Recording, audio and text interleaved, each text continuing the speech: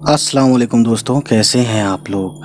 तो गाइस आज हम आए हैं एक वर्ड लेके, आप बहुत अच्छे से समझ सकते हैं। तो ये मुस्लिम ऐसा क्यों बोलते हैं, इसकी वजह भी बताऊंगा और इसका मतलब भी बताऊंगा। तो वर्ड है इंशाअल्लाह। ठीक है, इंशाअल्लाह आप देख सकते हैं उर्दू में भी लिखा हुआ है, यानी अरबी में भी लिखा हुआ है, या हिंदी में भी देख सकते हैं इंशाअल्लाह लिखा हुआ है। ठीक, अगर हम इसका मतलब देखें लिटरल मीनिंग, तो इसका मतलब होता है अगर अल्लाह ने चाहा। ठीक है, इसे हिंदी में कह सकते हैं अगर भगवान ने चाहा, क्योंकि अल्लाह को भगवान बोलते हैं संस्कृत में या हिंदी में। ठीक है, तो यही कह सकते हैं अगर खुदा ने चाहा, और इंग्लिश में कहेंगे इफ़ अल्लाह विल्स।